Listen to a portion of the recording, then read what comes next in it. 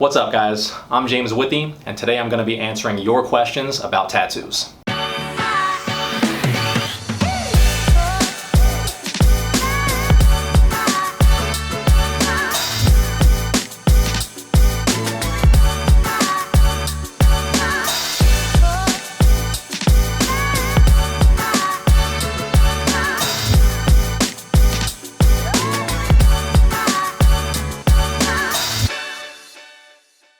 Okay, so today's video is going to be a Q&A session where essentially I answer tattoo related questions that are going to be sourced from both my Instagram and my YouTube channel. The idea for this video format was suggested to me by one of my subscribers a few months ago, and the reason I'm doing it is because I feel like it's a really great idea both for engaging my audience on my YouTube and also to answer some of the questions that you guys ask that are pretty relevant but probably too obscure, or maybe the answer is too short to justify making an entire YouTube video out of. This is my very first time doing this, so probably my method will become more refined as these videos continue, but I promise that I will do my best today to answer these questions to the best of my ability from a professional standpoint with regards to being a tattoo artist. Okay, so let's go ahead and get on with it. Alright, so this question comes from my Instagram.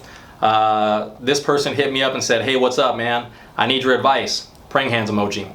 "Is there any way to save this tattoo? It seems too dark." And I'm gonna go ahead and post up a picture of the tattoo in question right here so you guys can check it out. As far as my personal opinion on this tattoo, I feel like it's not too dark at all, even in the state that it's in the photo, like where it had just been done. I feel like this tattoo is pretty fucking rad. It looks like it's hella legible. It looks like the composition and positioning of everything is really great. It has the darkest darks and it has well-placed blacks to help that readability and to help with longevity over time as far as the way the tattoo ages. And it does have, you know, quite a few lighter tones in there to, you know, give it that full range of lights and darks that makes it pleasing to look at for the viewer. So I feel like, you know, you're overreacting. You don't have too much to worry about. This is a pretty cool looking tattoo. But the reason I'm going to answer this question on here is because it is pretty common for clients to think that a tattoo is a little bit too dark when they get a black and gray tattoo and it had just been done and it's fresh and they just went home and got it like that day.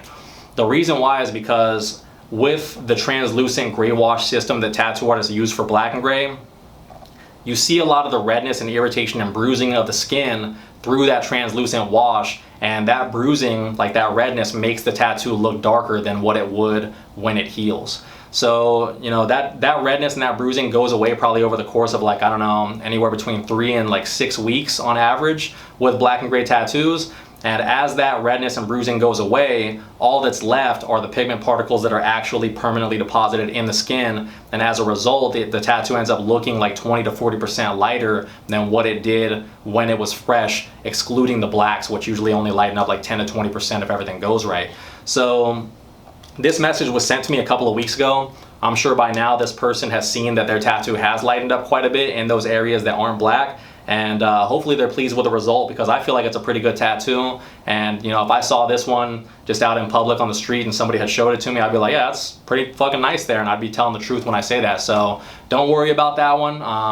You know, the person that sent me this message, to that person, I just want to say don't worry about it. You have a really awesome tattoo. Whoever did that did a badass job. And like I said, with black and gray tattoos, it is normal for them to be a little bit darker when they're fresh than when they're healed. Alright, so this next question is off my YouTube channel. This person says, "I have a question about tattooing bumpy skin like Keratosis Pilaris. I want tattoos on my upper arms, but I have quite bumpy skin. Is there any reason a tattoo artist can deny me due to this? I hope you respond, and thank you." This skin condition, I don't know if I'm pronouncing it correctly, but it's Keratosis Pilaris or whatever. We'll just call it KP for short. It is something that I've dealt with quite a bit in the past. It is pretty common. You know, I feel like maybe 15 or 20% of the population has this skin condition to some degree, according to my own research that I did, I don't know, 5 years ago or something. And as a matter of fact, I have this skin condition to a mild degree myself. So when I was younger, I used to have a little bit bumpier skin on my upper arms. It has those little pock marks or whatever on there. And as I got older and kind of got further into adulthood, that drastically decreased and now it's smoothed out quite a bit. But I have tattooed people with this skin condition, and I have been tattooed being somebody that has this skin condition, and I can tell you that there are different degrees to it, but generally it's not a problem for tattooing. When I tattoo people with this skin condition, I pretty much just go right over all those bumps, and it doesn't really cause any unpredictability as far as how the tattoo ink is going to end up looking in the skin when I'm making my marks. And I can tell you from my own experience that when I've been tattooed and I have this skin condition, it doesn't really cause any problems with the heel either. And as a matter of fact, the areas that I've been tattooed on where I have this type of skin condition, they actually smoothed out a little bit after I got tattooed on those areas. And I really don't know why that is, but I feel like I have less bumps in those areas now than I used to before I got tattooed. So, in most cases, I wouldn't really think that it's a big concern, and in most cases, a tattoo artist is not going to deny you service because you have this skin condition. But I will warn that with certain types of tattoos, it might make a difference in the appearance of the piece. Particularly like if you're going to get like a baby portrait or something. Obviously, if you have those little pock marks or bumps on there right in the middle of a baby portrait that's supposed to be buttery smooth, it's going to affect the appearance a little bit. But in general, like with regular subject matter and a tattoo that's not really going to rely very, very heavily on like really smooth transitions and a lot of open skin in there representing some of the lighter tones, it's not going to make that big of a difference. And I don't think you really have much to worry about unless your condition is quite severe, because like I said, there are different degrees to it. All right, so in this next question, somebody is asking me, how much does a sleeve cost? And this is a question that we get asked like super often as tattoo artists, and we actually kind of chuckle about it behind closed doors, because to us, it's kind of a silly question. It's almost like asking somebody, how much does a car cost? Well, it kind of depends on the car, like there's some cars that cost $1,500 because they're a piece of shit beater. There's some cars that cost $250K because it's like a crazy Lamborghini, Diablo, McLaren, whatever the fuck, right? Same thing applies with tattoos. There's so many factors that go into pricing out tattoos, like it's not even funny. And when it comes to a large scale project like a sleeve, it's impossible to tell how much it's going to cost without having a giant amount of information, such as which tattoo artist you're going to get it done by. Are they somebody that is like a higher level, like very highly skilled tattoo artist, or are they average, or are they like a more of a lower level, not very skilled tattoo artist? What geographic area do you live in? How much do tattoos cost in general in that area? What style of tattoo are you getting? Is it going to be like black and gray realism? Is it going to be illustrative, traditional? Is it going to be color? How big of a person are you? Do you weigh 250 pounds and you're 6'4", or do you weigh 120 pounds and you're 5'1"? What's the quality of your skin? Is it healthy? Is it youthful skin, or is it older people's skin, or is it really stretchy skin because you gained a bunch of weight and then lost a bunch of weight? All these things matter quite a bit, and it's really difficult to tell how much a sleeve is going to cost, but I'll try my best to generalize it for you, okay? A sleeve, assuming that you're an average sized person and you're just getting like decent average quality tattoos, it's going to cost you several $1,000s, okay? It's really likely that somebody's going to jump in the comments after me saying that and they're going to be like, oh, I got my shit for $1,200, bro. Most likely, if you got your sleeve for less than a few grand, it's not a very high quality collection of tattoos, let's put it that way. So it's going to cost several $1,000s. When you go into a sleeve project, which a lot of people, they think they're going to get a sleeve early on when they first start getting tattoos, and then it ends up being really daunting to them later. Be prepared to spend a whole lot of money on it, and also be prepared to put in many, many sessions on that sleeve if you expect to have high quality tattoo work.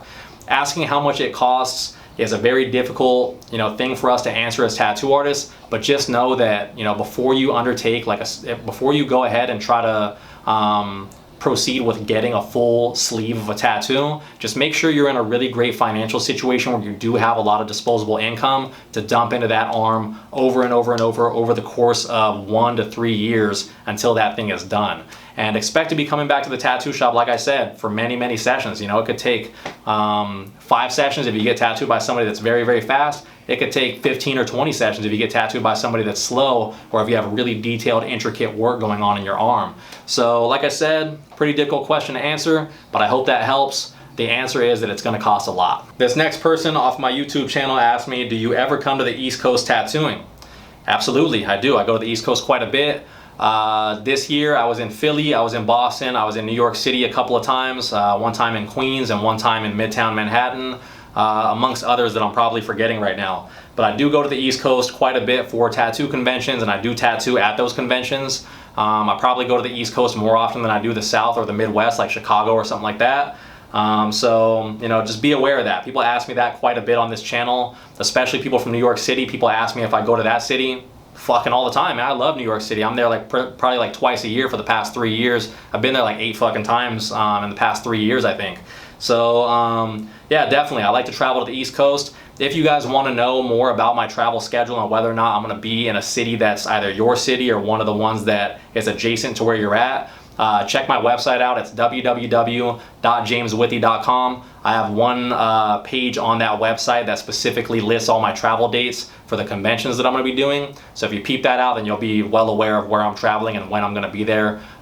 You know, for either if you want to get tattooed by me or if you just want to stop by a booth at a convention and say what's up to me or whatever. All right, so this question is off of my YouTube channel. It is off of my video titled Tattoo Pain Explained, where I talk about how much tattoos hurt.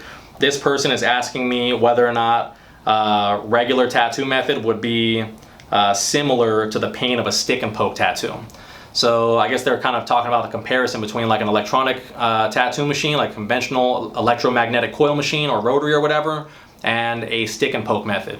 Now, my answer to that is that it depends. It depends on which stick and poke method you're talking about. Are you talking about the traditional like Japanese tabori method where they have like a stick with a bunch of needles on it and they're doing a big ass, you know, crazy traditional Japanese piece on your thigh or something like that? Or are you talking about the stick and poke tattoo that's just like a sewing needle with some thread wrapped around it being dipped in homemade ink? If you were talking about the former, the first one, then I would say the tabori tattoos, I've never had one before, but I've seen them done a bunch of times at conventions and I've talked to people that have had them, and most people would agree that a tabori tattoo hurts more than getting a tattoo done with a conventional like electromagnetic coil tattoo machine or something like that. I don't know why, but from like the way it looks when I watch people do tabori tattoos, it literally looks like the person that's doing the tattoo is like shanking them with the needle, and you can see quite a bit of force being put into it, and it looks hella fucking painful. Like I've seen people laying there getting those tattoos that opt just to put like a towel or like a shirt over their face so that nobody can see them cringing and making faces while they're getting those tattoos. So I do believe that those are more painful. If you were talking about the stick and poke type of tattoo that's just like the needle with the thread or whatever, and it's just like one needle poke for poke being hand poked in there, I would say that that hurts less than getting a tattoo with like a conventional electromagnetic coil machine. And the reason why is because typically with those type of tattoos you're getting a smaller one to begin with, but also because with those type of tattoos you're only getting poked maybe like 8 to 12 times per second if the person is moving really fast, and maybe like 5 times a second if the person is moving pretty slow, compared to with an electromagnetic coil machine, you're probably getting stabbed like 120 times a second, and then there's the added factor of like a lot of vibration with the coil machine in addition to being stabbed way more times in a shorter period of time.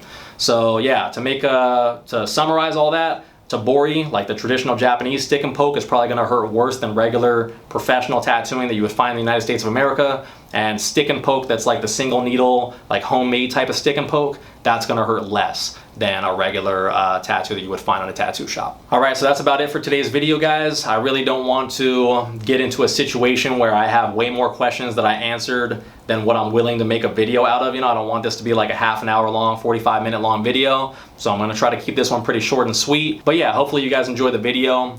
If you did, make sure to hit the like button below. Also, you know, comment, share, subscribe, all that sort of stuff. If you have questions, you know, you can always leave those on my YouTube and I'll do my best to answer them if they are relevant. Even if I don't feature them in one of these videos, it's very likely that I will respond, you know, via keyboard if I feel like it's a question that's worth answering.